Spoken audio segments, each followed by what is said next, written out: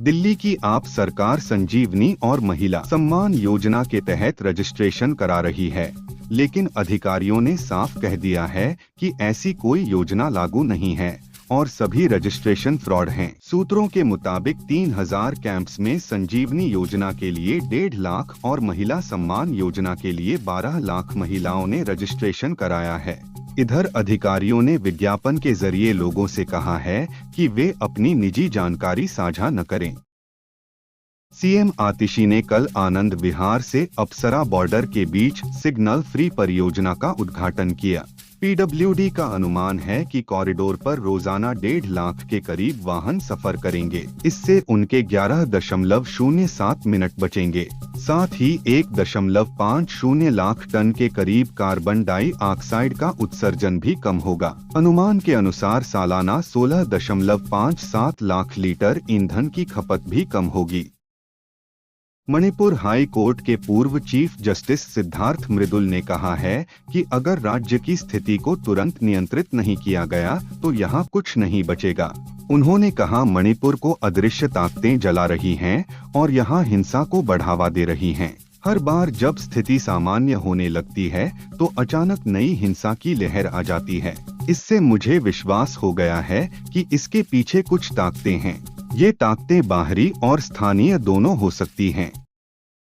दिल्ली विधानसभा चुनाव की तैयारियों में बीजेपी पूरी तरह से जुट गई है। लगभग 30 साल का वनवास खत्म करने के उद्देश्य के इरादे से बीजेपी चुनावी मैदान में कूदने जा रही है। जानकारी सामने आ रही है कि इस चुनाव में बीजेपी दिग्गजों की फौज खड़ी कर सकती है। टिकट चाहने वाले शीर्ष दावेदारों में पूर्व केंद्रीय मंत्री हर्षवर्धन, पूर्व केंद्रीय मंत्री मीनाक्षी लेखी और पूर्व सांसद प्रवेश सिंह वर्मा का नाम भी शामिल हैं।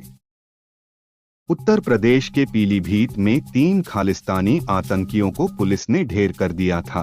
इस एनकाउंटर को लेकर खालिस्तानी जिंदा फोर्स (KJF) के आतंकी रणजीत सिंह नीटा ने उत्तर प्रदेश के मुख्यमंत्री योगी आदित्यनाथ को जान से मारने की धमकी दी है। आतंकी ने मारे गए आतंकियों को शहीद बताते हुए पंजाब, यूपी पुलिस और सुरक्षा एजेंसियों से बदला लेने की बात कही है।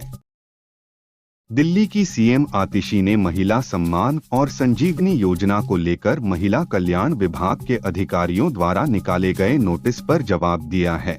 सीएम आतिशी ने कहा कि अधिकारियों ने जो नोटिस जारी किया है वह पूरी तरह से गलत है। नोटिस जारी करने को लेकर अधिकारियों पर कार्रवाई होगी। आज सुबह ही विभागीय अधिकारियों द्वारा कहा गया कि इन योजनाओं के लिए कोई अधिसूचना जारी नहीं की गई है। आप संयोजक अरविंद केजरीवाल ने बीजेपी पर जमकर हमला बोला है। उन्होंने कहा कि दिल्ली में बीते 10 साल में विकास का हर काम हुआ है। हम लोगों को घर घर जाकर बता रहे हैं कि हमने स्कूल, अस्पताल और बिजली देने का काम किया है। बीजेपी के पास दिल्ली की कानून व्यवस्था की जिम्मेदारी थी। उसने कानून व्यवस्था का कबाड़ा कर दिया। उनके पास कोई एजेंडा नहीं है। वह अपना रोड मैप नहीं बता रहे हैं। दिल्ली की सीएम आतिशी ने कहा कि हमें यह पुख्ता जानकारी मिली है कि परिवहन विभाग के माध्यम से दिल्ली में महिलाओं के लिए चलाई जा रही फ्री बस सेवा को रोकने का काम किया जा रहा है। इस मामले में जांच एजेंसियां मुझे झूठे केस में गिरफ्तार कर सकती हैं, लेकिन मुझे भरोसा है कि मुझे इंसाफ मिलेगा और आखिर में जीत सच्चाई की होगी। हमें संविधान व न्याय व्यवस्था पर पूरा भरोसा है। दिल्ली की जनता भाजपा को जवाब देगी। कांग्रेस नेता अजय माकन ने अरविंद केजरीवाल को लेकर बड़ा बयान दिया है। उन्होंने कहा कि 2013 के दिल्ली विधानसभा चुनाव के बाद अरविंद केजरीवाल को समर्थन देना गलती थी और गठबंधन भी भूल थी। अरविंद केजरीवाल भरोसे के योग्य नहीं हैं। उनकी कोई विचारधारा नहीं है। उन्होंने केजरीवाल और दिल्ली की सीएम आतिशी पर हमला बोलते हुए कहा कि दोनों को आरोप लगाने की आदत है। दिल्ली कांग्रेस अध्यक्ष देवेंद्र यादव ने कहा कि जैसा कि हमारे श्वेत पत्र के कवर पेज पर लिखा है, मौका मौका हर बार धोखा। दिल्ली के लोगों ने बीजेपी और आप को कई मौके दिए, लेकिन बदले में उन्हें धोखा मिला। दोनों पार्टियां लंबे समय से सत्ता में हैं, लेकिन दोनों अपनी नूरा कुश्ती में व्यस्त हैं। दिल्ली के लोगों की अनदेखी कर रही हैं। कांग्रेस का यह कर्तव्य है कि हम उनके काले कारनामों को लोगों के सामने लाएं।